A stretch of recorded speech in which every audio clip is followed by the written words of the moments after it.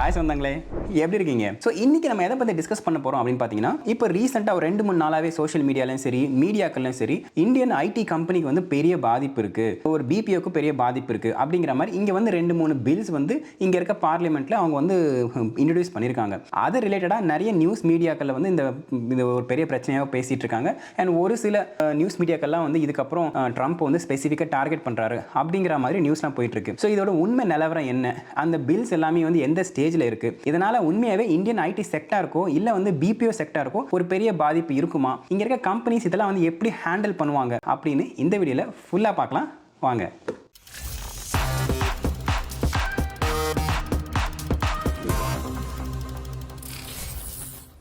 Okay, first 2 bill வந்து இங்கே வந்து இன்ட்ரடியூஸ் பண்ணுறாங்க. ஒன்று வந்து keeping call centres in America act. இது வந்து ஜூலை மாதமே ஹவுஸில் வந்து இன்ட்ரடியூஸ் பண்ணுறாங்க. ஒரு லைட்டாக ஒரு 2-3 மீடியாக்கள் மட்டும் தான் பேசி தவிர இது வந்து பெரிய ஒரு நியூஸ் ஆகும் இல்லை இங்கே இருக்க மக்கள் வந்து அது ஒரு பேனிக் ஆகிற மாதிரி அந்த நியூஸ் பெருசாக வெளியே வரல. 2-3 நாளைக்கு முன்னாடி ஒஹாயோ செனேட்டர் பெர்னி மொரேனோ அவர் வந்து ஹையர் ஆக்ட் அப்படின்னு ஒரு பில்லை வந்து இன்ட்ரடியூஸ் பண்ணுறாரு. அந்த ஹையர் அப்படின்ற பேருக்கு ஃபுல் ஃபார்ம் பார்த்தீங்கன்னா halting international relocation of employment act. இதை தான் வந்து சுருக்கி அவங்க ஹையர் அப்படின்ற ஒரு பேர் வந்து போட்டிருக்காங்க.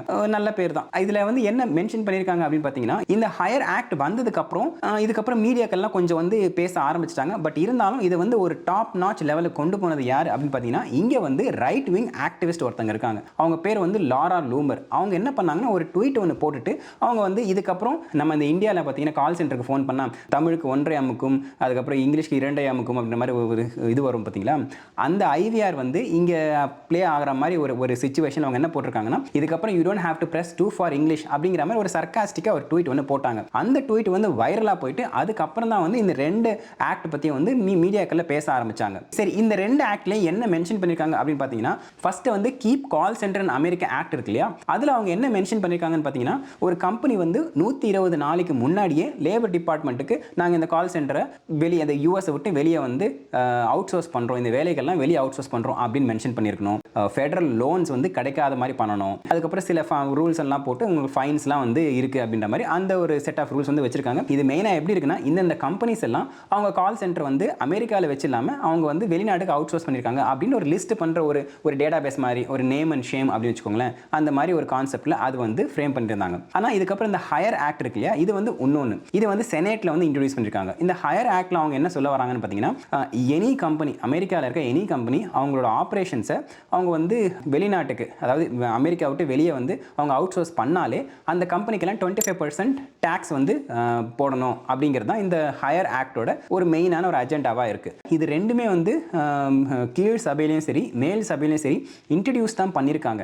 இன்ட்ரடியூஸ் வந்து நிறைய பில்ஸ் பண்ணுவாங்க. நீங்கள் பார்த்தீங்கன்னா வந்து எக்கச்சக்கமான பில்ஸ் வந்து இன்ட்ரடியூஸ் பண்ணுவாங்க. அதுக்கு வந்து ஒரு பெரிய ஸ்டேஜஸ் இருக்குது. அதுக்கப்புறம் அது வந்து ஸ்பான்சர் பண்ணணும், அதுக்கப்புறம் அந்த கமிட்டி வந்து அசைன் பண்ணணும், இது மாதிரி நிறைய ஸ்டெப்ஸ் இருக்குது. அதுக்கப்புறம் ஓட்டு போடணும், ஹவுஸில் ஓட்டு போடணும், அதுக்கப்புறம் அது வந்து செனேட்டில் பாஸ் ஆகணும், அதுக்கப்புறம் அந்த பிரசிடென்ட் சைன் பண்ணணும், இதுக்கப்புறம் தான் வந்து லாவாக ஆகும். இவ்வளோ ஸ்டெப்ஸ் இருக்குது. ஆனால் பார்த்தீங்கன்னா ஒரு 10 பில் இன்ட்ரடியூஸ் ஆகுதுன்னு வச்சுக்கோங்களேன், அதில் 1-2 தான் வந்து ஃபைனல் ஸ்டேஜ் வரைக்கும் போகும். அதுக்கப்புறம் நிறைய சேஞ்சஸும் வரும். சரி, இது இப்போ ஏன் கொண்டு வரணும் அப்படின்ற ஒரு ரீசன் என்னவா இருக்கும் அப்படின்னு பார்த்தீங்கன்னா, எனி சப்ஸ்டன்ஸ், அதாவது ஃபிசிக்கலாக பார்டர் கிராஸ் பண்ணி வரும்போது அங்கே வந்து ஒரு செக் பாயிண்ட் இருக்கும். அதில் வந்து நம்ம என்ன எதுன்னு பார்த்துட்டு இது வந்து எந்த கண்ட்ரியில் மேக் பண்ணுதுன்னு பார்த்து அந்த கண்ட்ரிக்கு ஏற்ற டாரிஃப் போட முடியும். இது வந்து டார்கெட் பண்ணாங்க. நிறைய நியூஸும் பார்த்தோம். 25% போட்டார், 50% போட்டாருன்னு சொல்லிட்டு சைனாக்குள்ளே போட்டார், இந்தியாவுக்குள்ளே போட்டார், பிரேசிலுக்குள்ளே போட்டாருன்னு சொல்லிட்டு நம்ம நிறைய வந்து ஒரு நியூஸ்லாம் பார்த்தோம்.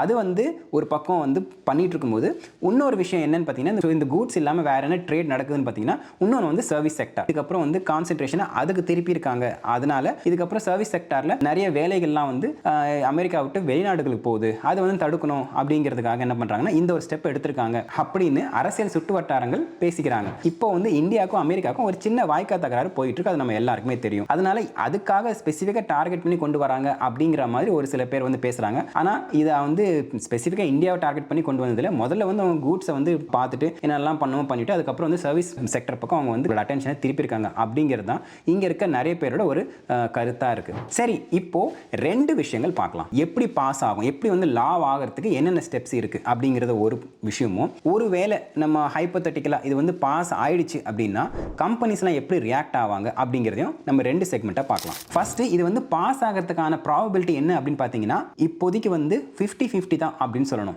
ஏன் அப்படின்னு பார்த்தீங்கன்னா இது வந்து கீழ் சபையிலையும் பாஸ் ஆகணும், அதுக்கப்புறம் மேல் சபையிலையும் பாஸ் ஆகணும், அதுக்கப்புறம் பிரசிடென்ட் வந்து சைன் போடணும். கீழ் சபையில் இப்போதைக்கு ரிபப்ளிகன் பார்ட்டியோட மெஜாரிட்டி எவ்வளோ இருக்குது அப்படின்னு பார்த்தீங்கன்னா அவங்க வந்து 219 சீட்ஸ் தான் வந்து ஹோல்டு பண்ணுறாங்க. அண்ட் நீங்கள் ஒரு பில்லை வந்து பாஸ் பண்ணணும் அப்படின்னா உங்களுக்கு மினிமம் 218 ஓட்ஸாவது வேணும். அதுக்கு ஆப்போசிட் பார்ட்டிக்காரங்க டெமோக்ராட்டிக்ஸ் வந்து எல்லாருமே நோ ஓட்டு போடுறாங்கன்னு வச்சுக்கோங்களேன். அப்படி நோ ஓட்டு போடுறாங்கன்னா இவங்க பார்ட்டியில் 219 தான் வந்து மெஜாரிட்டி, ஸ்லிம் மெஜாரிட்டி தான் இருக்காங்க. அதனால யாராவது ஒருத்தங்க இல்லை அப்படின்ட்டாங்கன்னா கூட அவங்களால வந்து பாஸ் பண்ணுறது கஷ்டமாக போயிடும். பட் இதில் இன்னொரு ஆங்கிளும் இருக்குது. என்னன்னு பார்த்தீங்கன்னா லோரா லூமர் அவங்க ட்வீட் போடும்போது அவங்க எப்படி போட்டிருந்தாங்கன்னா பிரசிடென்ட் ட்ரம்ப் இஸ் கன்சிடரிங் அப்படின்ற மாதிரி அந்த வேர்டிங்ஸ் வந்து ஆட் பண்ணியிருந்தாங்க. ஆக்சுவலாக இந்த மாதிரி வந்து ஒரு ட்ரேட் சம்மந்தப்பட்ட பாலிசிஸ் எல்லாமே காங்கிரஸ் வழியாக தான் பாஸ் ஆகணும் அப்படிங்கிறது வந்து ஒரு ரூல். அது வந்து ஸ்டாண்டர்ட் படி காங்கிரஸ் வழியாக அவங்க வந்து பில் இன்ட்ரடியூஸ் பண்ணி அதை டிபேட் பண்ணி அதை ரிவிஷன் போட்டு அதெல்லாம் பார்த்து எல்லாம் வந்து ஒரு முறைப்படி அவங்க என்ன பண்ணுவாங்கன்னா ஒரு லா வந்து பாஸ் பண்ணுவாங்க. இது வந்து காங்கிரஸ். ஆனால் இதுவே நீங்கள் வந்து எக்ஸிக்யூட்டிவ் பிரான்ச் ட்ரம்ப் சைட்லேருந்து அவரால் என்ன பண்ண முடியும் அப்படின்னு பார்த்தீங்கன்னா டைரெக்டாக ட்ரம்ப்பால் இங்கே வந்து அவருக்கு வந்து பவர் கிடையாது. கான்ஸ்டிடியூஷனலி அவருக்கு வந்து கிராண்ட் பண்ண பவர் வந்து டைரெக்டாக அந்த பவர் கிடையாது. ஆனால் என்ன பண்ண வாய்ப்பு இருக்குது அப்படின்னு பார்த்தீங்கன்னா இதுக்கு முன்னாடி கூட இந்த மாதிரி வந்து அவங்க பிளே புக் வந்து பார்க்க முடிஞ்சது. என்ன பண்ண சான்ஸ் இருக்குன்னா இது வந்து ஒரு நேஷனல் எமர்ஜென்சி அப்படின்னு டிக்ளேர் பண்ணிட்டு அதுக்கப்புறமா டிக்ளேர் பண்ணதுக்கப்புறம் அவங்களுக்கு வந்து ஒரு சில பவர் வந்துடும், ட்ரம்ப்புக்கு வந்து ஒரு சில பவர் வந்துடும். அதை யூஸ் பண்ணி ஏதாவது வந்து டேரிஃபோ டாக்ஸோ போடுறதுக்கு வாய்ப்பு இருக்குது அப்படிங்கிறது இன்னொரு ஆங்கிள். ஸோ காங்கிரஸ் வழியாக போகிறது வந்து ஒரு பெரிய லென்த்தி ரூட்டு, அவ்வளோ சீக்கிரத்தில் உடனே அது நடக்கிறதுக்கு வாய்ப்பு இல்லை. அதுலேயும் நிறைய ஹர்டல்ஸ் இருக்குது, கம்பெனிஸை நிறைய அப்போஸ் பண்ணுவாங்க, இதெல்லாம் ஒரு பக்கம் இருக்குது. ஆனால் இதுவே வந்து இல்லை இதெல்லாம் காங்கிரஸ் வழியாக போகிறதுலாம் வேலைக்காகாது அப்படின்ட்டு ட்ரம்ப் என்ன பண்ண சான்ஸ் இருக்குன்னா இந்த மாதிரி நான் சொன்ன மாதிரி நேஷனல் செக்யூரிட்டி இஷ்யூ, இங்கே இருக்க வேலை எல்லாமே வெளியே போயிடுச்சுன்னா அதுக்கப்புறம் வந்து டேட்டாலாம் வெளியே போயிடும். அமெரிக்காவோட டேட்டா எல்லாமே வந்து இந்தியாலேயோ சைனாலேயோ இல்லை வேறு ஏதோ கண்ட்ரிலேயோ போச்சுன்னா அதுக்கு வந்து நமக்கு வந்து அந்த நாட்டுக்கு நமக்கு போர் வந்துச்சுன்னா பெரிய பிரச்சனை ஆகிடும். இது வந்து நேஷனல் செக்யூரிட்டி ரிஸ்க் அப்படின்னு வந்து டிக்ளேர் பண்ணுறதுக்கு வாய்ப்பு நிறைய இருக்குது. அண்ட் நம்ம இந்த டிக்டாக் கேஸ்லையும் இதே மாதிரி தான் அவங்க வந்து ப்ளே பண்ணாங்க. டிக்டாக் வந்து ஒரு பயங்கரமான யூசர் பேஸை வந்து அமெரிக்காவில் வச்சிருக்கு. ஸோ இதனால் வந்து ஏதாவது ஒரு பிரச்சனை அப்படின்னா நமக்கும் சைனாக்கும் பிரச்சனை அப்படின்னா இந்த டேட்டா எல்லாமே வச்சு அவங்க வந்து மிஸ்யூஸ் பண்ண முடியும் அப்படிங்கிறத அவங்க ஒரு கோர் டிபேட்டிங் பாயிண்டாகவே வச்சு அவங்க என்ன பண்ணாங்கன்னா இந்த டிக்டாக்கை பேன் பண்ணுற அளவுக்கு போயிட்டு அது ஒரு அந்த எபிசோடு நமக்கு தெரியும். அதே மாதிரி இங்கே பண்ணுறதுக்கு வாய்ப்பு இருக்கான்னு கேட்டிங்கன்னா ஆப்சல்யூட்லி வாய்ப்பு இருக்குது. ஏன்னா என்ன பண்ணுவாங்க அப்படின்றது அது பண்ணும்போது தான் நமக்கு தெரிய வரும். ஸோ இந்த ரெண்டு பாசிபிலிட்டியில் தான் இந்த லா வந்து ஆக்சுவலாக வரதுக்கு சான்சஸ் இருக்குது. ஏன்னா இது ரெண்டுத்துலேயும் வந்து ஷேக்கி தான், ரூட் வந்து கொஞ்சம் அப்படி கிளியர் கட்டாக இல்லை. பட் இருந்தாலும் இது லாவாக வரணும் அப்படின்னா இந்த ரெண்டு ரூட் வழியாக தான் ப்ராபபிளி வரும் அப்படிங்கிறது இங்கே இருக்க எக்ஸ்பர்ட்டோட கருத்தாக இருக்குது. ஓகே, ஸோ இது பாஸ் ஆயிடுச்சுன்னா இமீடியட் இம்பாக்ட் என்ன இருக்கும் அப்படின்னு பார்த்தீங்கன்னா இந்தியாவுக்கு தான் வந்து பெரிய பாதிப்பு. ரெனியூ பண்ணுற கான்ட்ராக்ட்ஸ் இருக்குல்ல, இயர்லி என்ன பண்ணுவாங்கன்னா இந்தியன் கம்பெனிஸ்க்கும் இங்கே இருக்க அமெரிக்கன் கம்பெனிஸ்க்கும் கான்ட்ராக்ட் வந்து ரெனியூ பண்ணுவாங்க. அது வந்து டிலே ஆகிறதுக்கு சான்ஸ் இருக்குது. அது மட்டும் இல்லாமல் இங்கே இருக்க கம்பெனிஸ் வந்து ஓகே 25% டேக்ஸ் கட்டி நம்ம வந்து இந்தியாவுக்கு அந்த வேலையை அவுட் சோர்ஸ் பண்ணுறதுக்கு இங்கேயே பண்ண முடியுமா, இல்லை வந்து பக்கத்தில் வேறு ஏதாவது நாட்டுக்கு பண்ண முடியுமா அப்படின்ற அந்த ஒரு ஆப்ஷன் வந்து அவங்க எக்ஸ்ப்ளோர் பண்ணுறதுக்கு அவங்க வந்து டைம் எடுத்துப்பாங்க.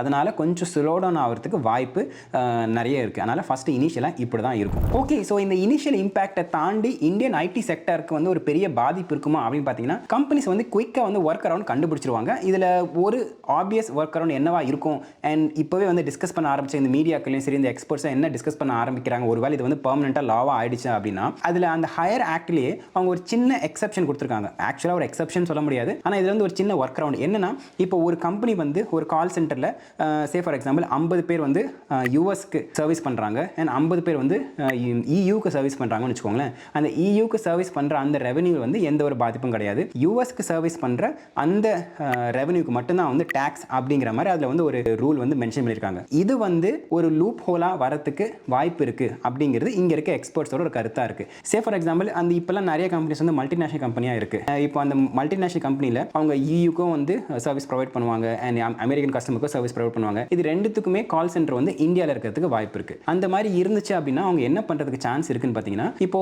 அமெரிக்கன் கவர்மெண்ட்டுக்கு வந்து 25% டேக்ஸ் கட்டுற மாதிரி வருதுன்னு வச்சுக்கோங்களேன். அவங்க என்ன பண்ணுறதுக்கு வாய்ப்பு இருக்குன்னா இந்தியாவில் இருக்கிற அந்த யூஎஸ் ரேட்ஸ் இருக்குது பார்த்தீங்களா, இப்போ சே ஃபார் எக்ஸாம்பிள் 100 பேர் ஒர்க் பண்ணுறாங்கன்னு வச்சுக்கோங்களேன். அந்த 100 பேரில் வெறும் 10 பேர் தான் இந்தியாவில் ஒர்க் பண்ணுறாங்க அப்படிங்கிற மாதிரி கணக்காமிச்சு மீதி 90 பேர் வந்து இயூக்கு ஒர்க் பண்ணுறாங்க அப்படிங்கிற மாதிரி அவங்க வந்து அட்ஜஸ்ட் பண்ணுறதுக்கு வாய்ப்பு இருக்குது அப்படிங்கிறது ஒரு கருத்தாக வந்து இங்கே இருக்கவங்கலாம் பேசிகிட்டு இருக்காங்க. லீகல் சைடில் ஜஸ்ட் ஒரு படி மட்டும் அந்த லீகலுக்கும் இல்லீகலுக்கும் நடுவில் அவங்க இருக்கிற மாதிரி இது வந்து நிறைய மேனிப்புலேட் பண்ணுறதுக்கு வாய்ப்பு வந்து இது வந்து வழிவகுக்கும். இதையும் கரெக்டாக வந்து பண்ணிட்டா இது பிரச்சனை இல்லை இல்லை, ஆனால் இந்த ரூல் வந்து அந்த ஒரு பர்டிகுலர் ரூல் மட்டும் கொஞ்சம் வேகாக இருக்குது, அதனால் இதனால் லீகல் லூப் ஹோல்ஸ் வரத்துக்கு சான்சஸ் இருந்தால் இந்த ஒரு போர்ஷனில் தான் இருக்கும் அப்படிங்கிறது இண்டஸ்ட்ரி எக்ஸ்பர்ட்டோட கருத்தாக இருக்குது. ஸோ இது வந்து ஃபுல்லாக ஃபஸ்ட்டு ஸ்டெப்பில் தான் இருக்குது. இதை வந்து லாஸ்ட் ஸ்டெப்பாக வந்து அதுக்கப்புறம் வந்து லாவ் ஆகிட்டு அதுக்கப்புறம் இம்பாக்ட் வரதுக்குலாம் வந்து நிறைய ஸ்டெப்ஸ் இருக்குது. அதில் நடுவில் ஏதாவது ஒரு சின்ன ஸ்டெப்ஸ் மிஸ் ஆயிடுச்சுன்னா கூட இது வந்து வராது. அதனால் இது இப்போவே இதை நினச்சி வந்து ரொம்ப வருத்தப்பட்டுக்க வேண்டிய நிலைமையில் நாம் இல்லை. அது மட்டும் இல்லாமல் இந்தியாவோட டேலண்ட்டும் வந்து அமெரிக்காவுக்கும் தேவை, அண்ட் அமெரிக்காவோட எக்கனாமிக்கு இந்தியாவும் தேவை. அதனால் ரெண்டு பேருமே ஒரு சுமூகமாக பேசி முடிவு பண்ணி ஏதாவது ஒரு 5% 10% அந்த மாதிரி ஏதாவது ஒரு சின்ன ஒரு ரேட்டுக்கு வருவாங்க அப்படிங்கிறது என்னோட பர்சனலான கருத்து. ஸோ அவ்வளோதாங்க. இதே மாதிரி இன்னொரு இன்ட்ரெஸ்டிங்கான வீடியோவில் சந்திக்கிறேன். அது வரைக்கும் thank you, tata, take care, bye bye, and சொந்தம் தொடர சப்ஸ்கிரைப்.